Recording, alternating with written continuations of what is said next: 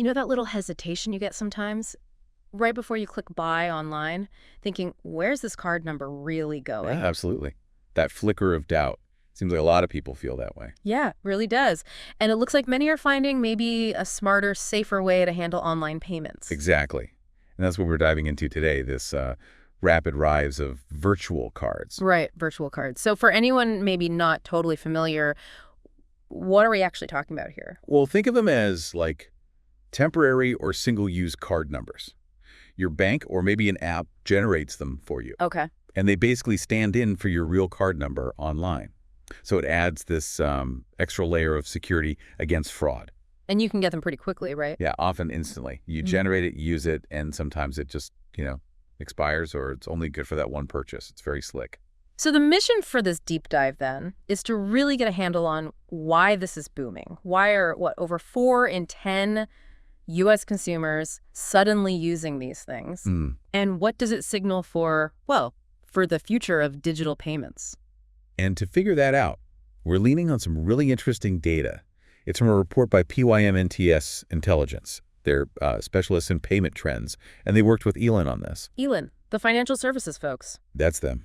The report's called Digital Payments Evolution, Virtual Cards Poised to Take Off. Mm. And it's pretty solid based on a survey of just over 2,500 U.S. consumers back in February 2025. Okay, February 2025, so quite recent data, not just guesswork. Definitely not. It's based on what people are actually doing and saying. All right, let's dig in then. Over 40% using them in the last 6 months. That feels, pretty substantial already. It is. It's a significant chunk of people shopping online. But you picked up on that title, Poised to Take Off. That really hints there's more to come. So it's not plateauing? Not at all. The report found something like 65%, nearly two-thirds of consumers expect to use a virtual card in the next year. Wow, 65%. That's huge potential growth. Exactly.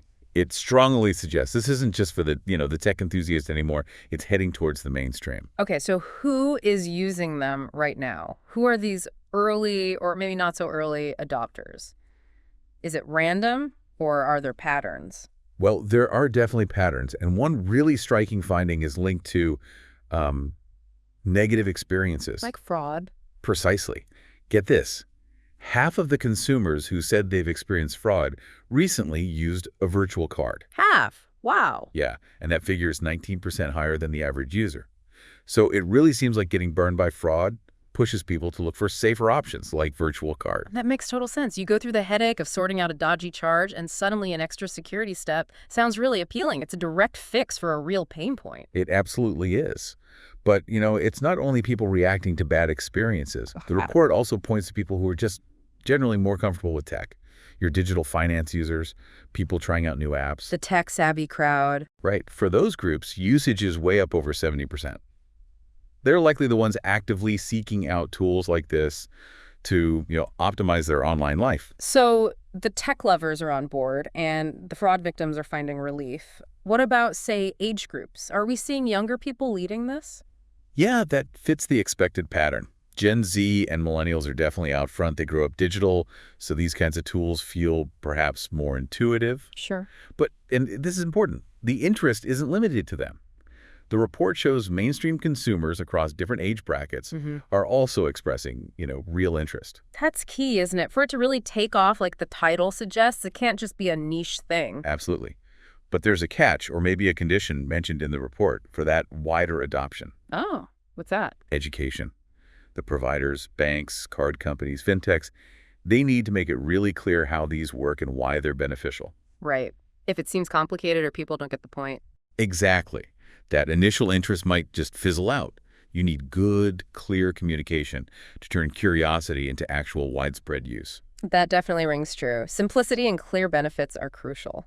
Okay, so where are people actually using these virtual cards most often? Is it for everything online or specific things? The data points pretty strongly towards online shopping as the #1 use case. That seems to be where people feel their main card number is most, exposed. Makes sense. High volume of transactions, different merchants. And interestingly, they're using them even with merchants they say they trust. Oh, really? Even with trusted sites? Yeah. It seems less about the specific retailer's reputation and more about just having that extra safety layer, kind of like a default security habit when shopping online. It's actually quite a smart approach. Better safe than sorry, even with familiar stores. Okay, just to circle back on the data itself, can we quickly recap the methodology just so we understand the foundation here? Sure. So, as mentioned, it was 2,516 U.S. consumers surveyed. That was done between February 12th and 28th, 2025. Got it. And a key thing, everyone surveyed had made at least one digital payment in the last 6 months. So they're active participants in the digital economy. And it wasn't just like a random group of tech people, right? They tried to make it representative. Exactly. The sample was balanced against U.S. Census data. Things like income, age, education levels were all matched up. So it should reflect the broader U.S. consumer base reasonably well. That's the goal, yes. Yeah. And the full report obviously dives deeper into all the different user types, what drives their choices, how things vary across different groups. It's quite detailed. Okay, great. So if we boil all this down, what's the main takeaway from our deep dive today? I think the big picture is that virtual cards are making a serious move. They're shifting from being, just a tool for the super security conscious to becoming a really significant part of how Americans pay online. Driven by security worries, but also just ease of use. Yeah, it seems to be that combination. People want stronger security, and virtual cards offer a relatively straightforward way to get it for online purchases. And the momentum feels strong. High current use, even higher future intent. Definitely. That 65% interest figure is telling. It suggests we're likely on the cusp of much broader adoption, especially if providers make them easy to understand and use. So for you listening, maybe think about your own online habits. That little pause before you pay. Do these security benefits we talked about resonate? Could virtual cards be something you might look into, to feel a bit more secure online? It's definitely worth considering. And it makes you wonder, what's next for online payments? How will companies keep balancing security and convenience as this evolves? Indeed. It highlights that constant innovation happening in digital finance, always trying to tackle those challenges of security and making things smooth for the user. A space to watch for sure.